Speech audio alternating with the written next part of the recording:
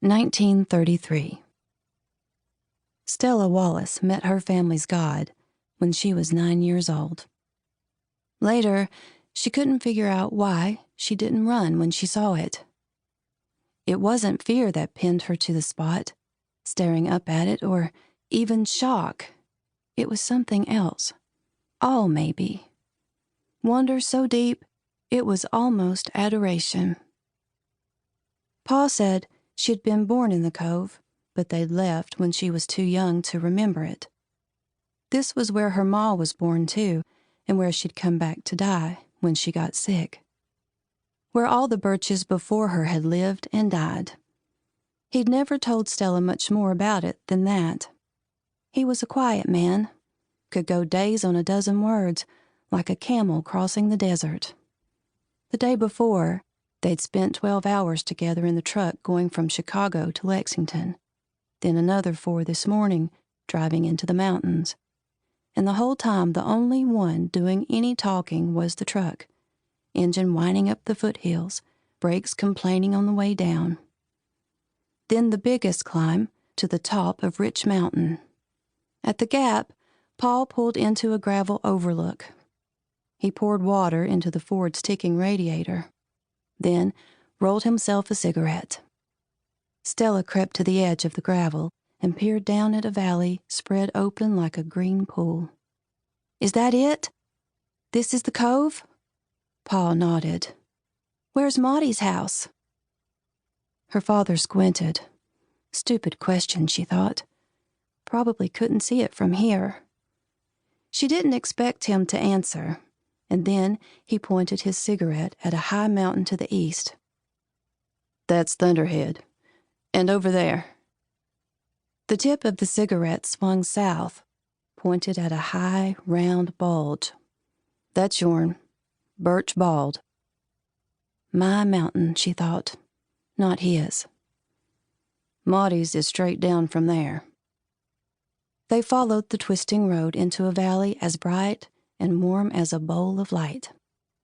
Paul pulled onto a rutted lane, finally rolled to a stop in a grassy clearing in front of a white tin-roofed house. A short ways off to the side, a gray, unpainted barn sat askew, as if leaning into a stiff wind. Her father stared at the house for a long minute, sighed, ran a hand through his black hair. A gray-haired woman came out onto the porch, scrawny neck and thick arms in a no-color house dress. A long nose like a hawk. She held a tin can as if she'd just opened some beans. Pa said, "Well?" Got out of the truck and Stella climbed out after him. The woman was old, and her skin was marked like Stella's, splotches of red on her cheek, her neck, her arms, like a map of an island empire. The old woman's stains were dark, where Stella's were bright red, but there was no mistaking them. They shared the same skin. The woman gestured for Stella to come forward.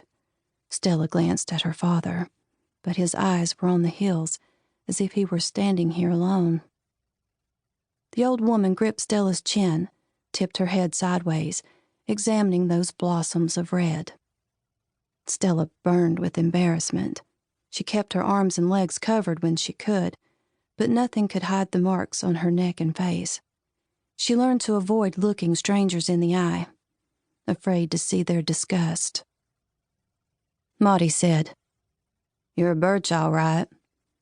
Then she turned Stella's wrists and examined her palms. "She ain't done hard work, if that's what you're wondering," Paul said. "I kept her in school." The old woman grunted. "Town girl." Paul said to Stella, "You stay here. Motty and I need a word." A word, close to her father's limit. The two of them went up the steps to the porch, then inside. After 10 minutes of fanning gnats from her face, Stella climbed the porch steps. Harsh voices stopped her at the screen door. They weren't in the front room, must have gone to the back of the house. She thought about sitting in the porch swing, but didn't want to make noise. She wanted to disappear.